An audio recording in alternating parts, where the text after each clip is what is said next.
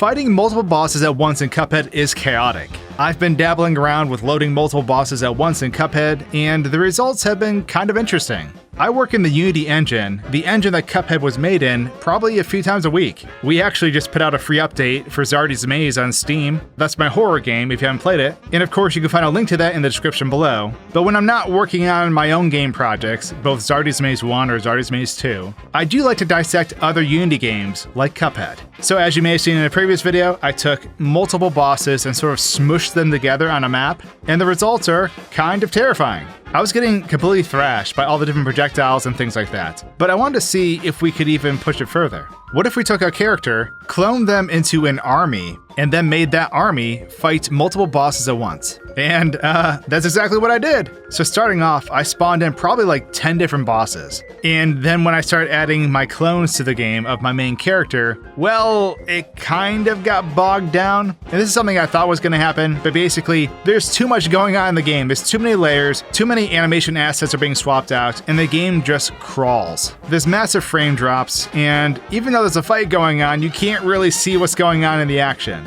So I want to try a different sample size. So then I was like, well, what if we took all the DLC bosses and tried loading them all in at once? So I took the 4 DLC bosses and loaded them all in at once, but there's a problem with that. And the problem is, the DLC bosses, the 4 bosses that you get the ingredients from, all of them are more intense on the engine than the normal bosses that came out in the original Cuphead. I don't know if it's just because there's a lot more going on, hypothetically, behind the scenes, but having 4 of these bosses on screen was enough for the game to just crawl. Now mind you, I might not have the most powerful machine. Some people with super beefy machines, this might not be the case, but unfortunately it was really not playable or not really exciting to watch. Just for the fun of it, I took Chef Saltbaker, the Devil, and also the Angel and Demon and combined them into a fight, and then I just tried adding the Angel and Demon fight back to the Devil fight, because originally, apparently, it was a scrap phase from that fight, but neither of these two things were super interesting because they would get hung up on different moments. But all of this was helping me learn more about how Cuphead bosses are sort of packaged. So I thought I would make my scope a little bit more simple.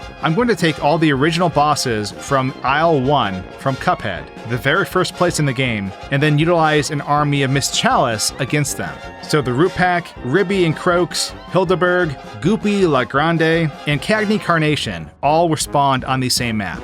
And so the fight ensued, and honestly, I died the first couple times. There's just a lot going on. But as the fight progressed, I kept running into a very similar issue where I would defeat the main boss, the very last boss that I loaded in, and that would cause the fight to end. So obviously, when you have an entire army unloading into a boss, it doesn't last very long.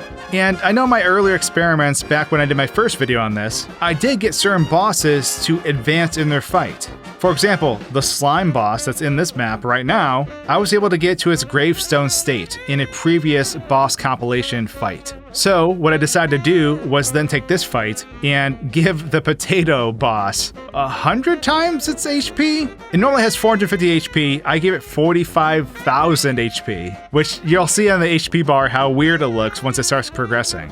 But then I started unloading in the rest of the bosses, and that's when I realized there was something kind of strange about this. It wasn't behaving like it was last time. It was almost like certain bosses in this stage or in this setup could not actually take damage or be advanced farther in their fight, which is kind of weird because in previous examples I was able to fight the Root Pack and the 2 frogs at the same time and defeat both of them. But here in this instance, things were kind of not progressing the same way. I'm not entirely sure why, but my hunch is that this process in which I'm using to combine these scenes isn't pulling in all the associated data that's needed to hypothetically advance the boss stages. Or even certain boss stage elements that are imported as a package conflict with each other, which causes some bosses in certain combinations to become invincible, whereas other bosses can be defeated.